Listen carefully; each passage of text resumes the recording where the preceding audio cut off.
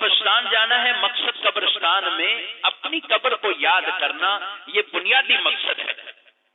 قبرستان جا کر صرف یہی نہیں، جھاڑو لگاؤ، پانی چھڑکاؤ، بتیاں ڈالو، خوشبوئیں لگاؤ، اگربتیاں لگاؤ، صرف مقصد یہ نہیں ہے قبرستان کی حاضری کے۔ پتیاں ڈالنا کوئی منع نہیں ہے، ڈالیے، سر چیزیں یہ تسبیح کرتی ہیں۔ رسول اللہ صلی اللہ علیہ وسلم نے شاخ کو توڑ کر آپ نے 2 قبروں پر لگائی تھی اور فرمایا جب تک یہ تر رہیں گی قبر والے سے عذاب میں تخفیف ہوتی رہے گی۔ تو آپ پتیاں ڈالیں، تر شاخ لگائیں، یہ حدیثوں سے جو ثابت ہے، بالکل اس کا کوئی منع نہیں، مگر صرف یہی کر کے نہ آ جائیں کہ پتیاں بھی ڈال دیں، اگربتیاں بھی چلا دیں۔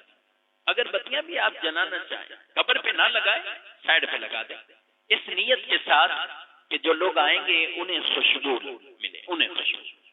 اس ہماری اگربتی سے خوشبو قبر کے اندر نہیں جائے گی، یہ یاد رکھنا۔ یعنی قبر والے کو کوئی فائدہ اگربتیوں سے نہیں، قبر والے کو کوئی فائدہ موم بتیوں سے نہیں، قبر والے کو کوئی فائدہ ان ایکسٹرا چیزوں سے نہیں ہے جو روایات میں ثابت ہے، وہ ٹھیک، تر شاخ لگا دیں، تر پتیاں رکھ دیں، تسبیح سے قبر والے کو سکون ملے گا۔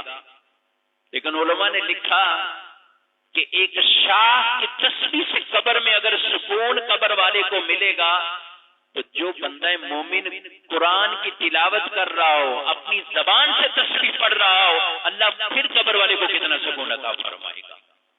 تو ایسا نہ ہو کہ شاخیں تسبیح کر رہی ہوں اور ہم بس ادھر ادھر کر کے آ گئے۔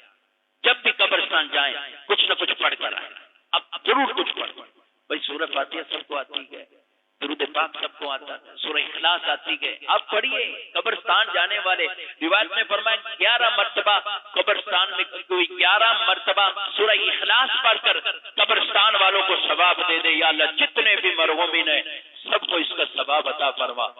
اس نے پڑھی سورہ اخلاص 11 مرتبہ ہے، فرمایا سب لوگوں کو ثواب تو ملے گا، جتنے بھی قبر والے ہیں سب کی تعداد کے برابر اللہ پڑھنے والے کو ثواب عطا فرمائے گا۔ آپ جائیں، پڑھتے جائیں، درود پڑھتے جائیں، تسبیحات پڑھتے جائیں۔ یہ کوئی ایونٹ ایسا نہیں ہے کہ بس ایک میلہ لگانا ہے اور یہ ہم اپنی قبر کو بھی یاد کرنے جانا ہے۔ رسول اللہ صلی اللہ علیہ وسلم نے فرمایا میں نے تمہیں پہلے قبروں کی زیارت سے منع کیا تھا، لیکن اب میں تمہیں اجازت دیتا ہوں، قبروں کی زیارت کرو۔ کیوں؟ فرمائیں یہ آخرت کی یاد دلائیں گے۔ آپ جائیں گے، ہمیں شیطان نے اتنا غافل کر دیا ہے، ہم قبروں کے پاس بھی بیٹھ کر اپنی قبر کو یاد نہیں کرتے، ہم نہیں سوچتے کہ ہمیں بھی یہاں آنا ہے۔ جنازے جن کے کندھوں پہ ہم جنازے لے کر جا رہے ہوتے گئے، ہمیں احساس تک نہیں ہوتا کہ یار یہ بھی زمان ہمارے ساتھ ہی تھا، ساتھ ہی مارکیٹ میں اٹھتا بیٹھتا سب کچھ تھا، لیکن ہم مطمئن ہوتے ہیں یہ ایکسیڈنٹ اس کا ہوا ہے نا، میرا تو نہیں ہوا نا۔ لیکن ہمیں شیطان نے غافل کر دیا، اپنی قبروں سے غافل کر دیا۔ قبرستان کا مقصد وہاں حاضری دیں اور اپنی آخرت کو بھی یاد رکھیں، اپنی قبروں کو بھی یاد رکھیں۔ یہی شب برات سے پہلے ان چیزوں کو ہمیں بطور خاص سمجھنا چاہیے، اور ان نیتوں کے ساتھ قبرستان بھی آپ ضرور حاضری دیجیے۔